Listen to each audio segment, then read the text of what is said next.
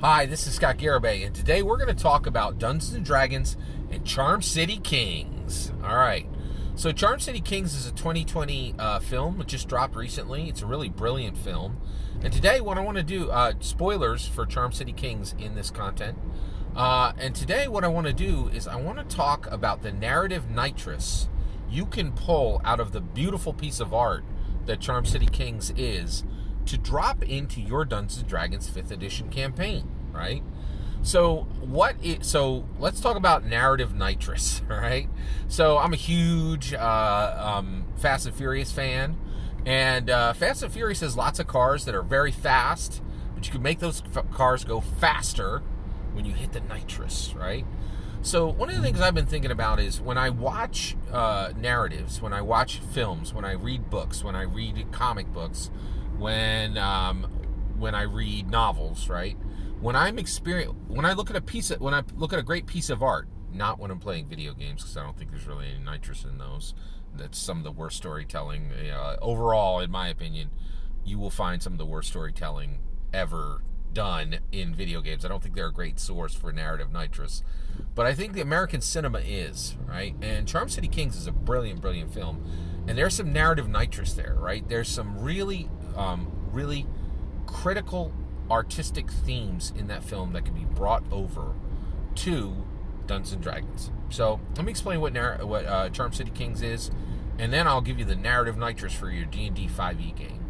All right, so Charm City Kings is brilliant. It's a film that was based off of a documentary called 12 O'Clock Boys. What's a 12 O'Clock Boy? Well, it was a motorcycle enthusiast, specifically dirt bikes in Baltimore, okay? And in Baltimore, around like 2010 to about 2014, they had this thing that was happening where they would have 100, 200, 300 motorcycles driving around the streets of Baltimore, and generally they were not licensed, and generally the police were not super happy about the situation, right? And basically the way they would ride them is they would hoon, right? They would hooning is it's when you ride a vehicle in a very ostentatious way, right? And safety was not their main goal, right? And they would do wheelies, and they would pull the bike all the way up to a 12 o'clock situation, right? So the bike would stand straight up. They would do a wheelie and be on one wheel. The bike was pretty much straight up. That's why they called them 12 o'clock boys, okay?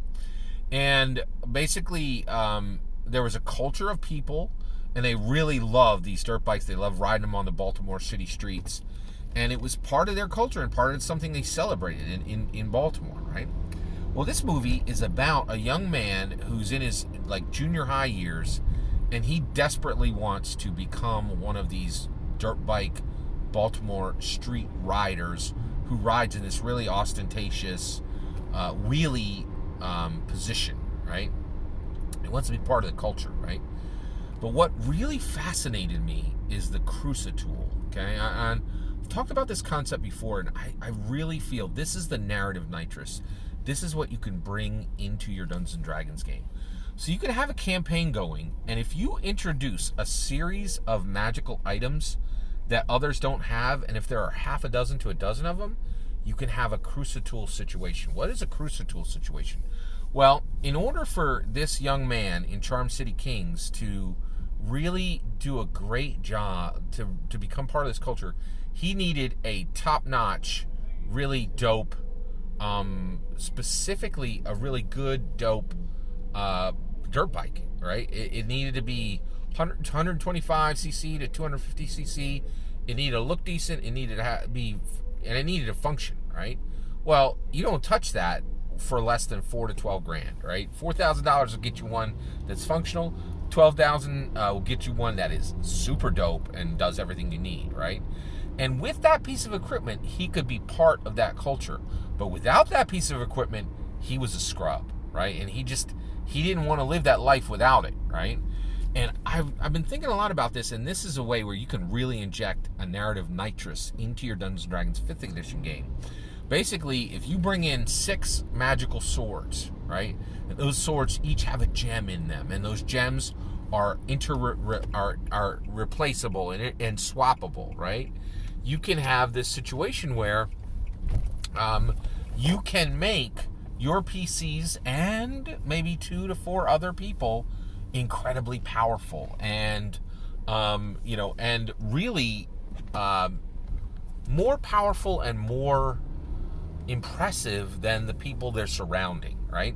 And that's kind of another thing in the Charm City Kings is, on these dirt bikes, they weren't like normal riders. They weren't like normal regular vehicle operators within Baltimore.